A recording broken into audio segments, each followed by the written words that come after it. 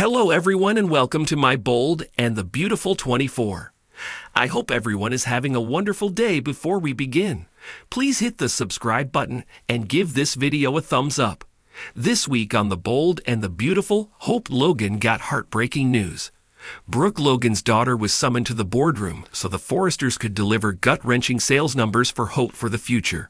It looks like Hope's line is on its way out, but did it have help getting canceled? Keep reading to find out.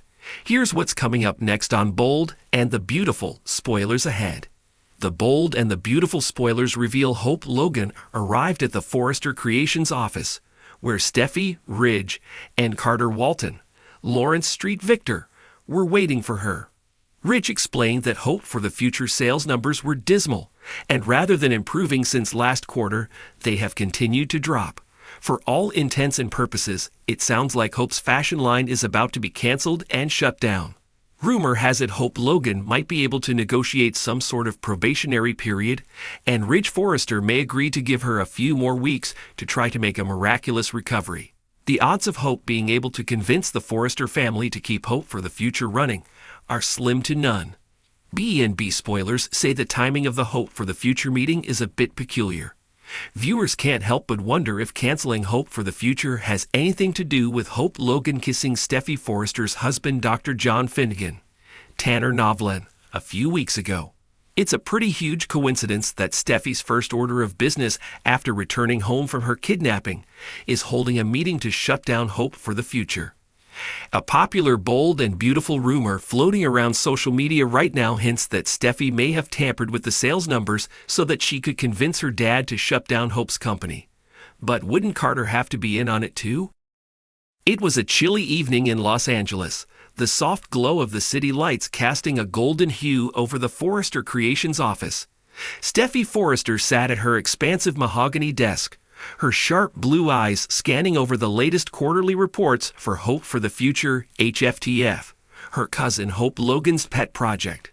The numbers were abysmal. Sales had dipped, production costs had soared, and the company was bleeding more money than anyone anticipated. Yet something wasn't adding up. Steffy had always been a fierce competitor, a trait inherited from her father Ridge Forrester, but when it came to her family and the Forrester name, loyalty was paramount. However, her feelings toward Hope were complex. For years, they had been locked in an unspoken rivalry, a subtle dance of power, affection, and respect, tainted by their entangled personal lives. She couldn't deny that Hope's success with HFTF had gnawed at her. Steffy had always been seen as the future of Forrester Creations, the daughter with the instinct and drive to carry on the family legacy. But when Hope launched her line, the attention shifted. Hope became the shining star of the company, with press praising her ethical, fashion-forward designs. Steffy had been relegated to the sidelines, watching as Hope took center stage, basking in accolades that Steffy felt were rightfully hers. But the numbers on the report told a different story now. HFTF was faltering. Steffy should have been pleased, even relieved, but there was something nagging at the back of her mind. As COO of Forrester, Steffy knew the company's financials inside and out. HFTF had been doing well, almost too well. The sudden drop in sales didn't make sense. Production delays, increased shipping costs.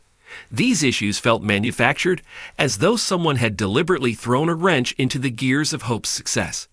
The question was, who? Steffy leaned back in her chair, her fingers drumming lightly against the desk as she mulled over the possibilities. Could it be an external competitor trying to sabotage the company? Or was there someone within the walls of Forrester Creations who had their own agenda? Her thoughts drifted back to a conversation she had overheard between Thomas and one of the junior designers just a few weeks prior. Thomas had been vocal about his concerns over HFTF's direction, particularly Hope's leadership. Although he had assured everyone that he was supportive of his sister's line, Steffy knew her brother too well. His feelings toward Hope were just as complicated as her own, if not more so. But would Thomas go so far as to tamper with the numbers? Would he risk the company's reputation to settle an old score? As much as Steffy tried to dismiss the idea, she couldn't ignore the uneasy feeling in her gut. Thomas had been erratic in the past, especially where Hope was concerned. He had a history of obsession with her, and despite his recent attempts to rehabilitate his image, Steffy wasn't entirely convinced that his motives were pure. Still, Thomas wasn't the only one with the means or motive to sabotage A50F. Zoe Buckingham, who had recently returned to the company, had a tumultuous history with the Logans, especially Hope. Though she claimed she was there to focus on her career, her icy exchanges with Hope hinted at unresolved bitterness. Then there was Quinn Fuller, who had always been a wild card. She and Hope never saw eye to eye, and if anyone had the cunning and ruthlessness to tamper with the numbers without getting caught, it was Quinn. But even as Steffy ran through the list of potential culprits, she couldn't shake the thought that maybe, just maybe, she was missing the most obvious suspect of all, herself. Her pulse quickened as the idea took root in her mind. Was it possible that in some subconscious way she had sabotaged Hope? She had access to the financials, after all, and the power to manipulate them. Steffy had always been the more business-savvy of the two, more attuned to the company's operations. If she had wanted to sabotage Hope, it wouldn't have been difficult. A few misplaced decimal points, a delayed invoice here, an inflated cost there. It would be almost impossible to trace. The thought unsettled her. She had never considered herself the villain in their story. Steffy had always been the one who fought for her family, who did what was best for Forrester Creations. But what if, in her jealousy and frustration, she had crossed a line without even realizing it? She stood abruptly, her heart pounding as she paced the room. No, she couldn't believe that she was capable of something so underhanded. She wasn't her grandmother after all. Stephanie Forrester had been known for her ruthless business tactics, but Steffi had always prided herself on being different. More fair, more just. And yet, the idea gnawed at her, refusing to let go. What if it was true? What if, in her quest to protect her family's legacy, she had become the very thing she despised? Steffi shook her head, trying to dispel the thought. She needed proof.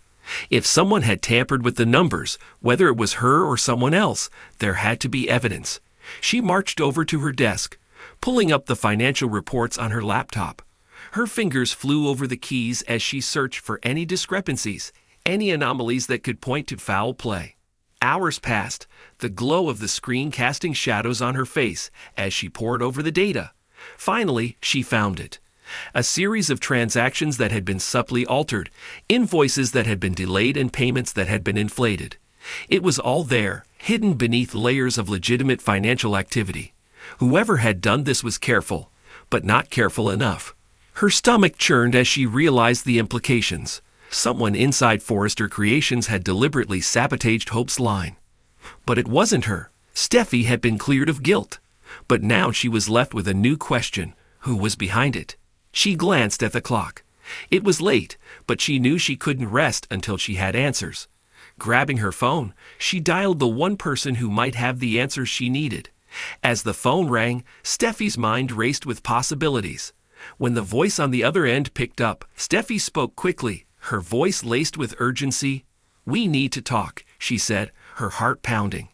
"I think someone's sabotaging Hope for the future, and I need to find out who."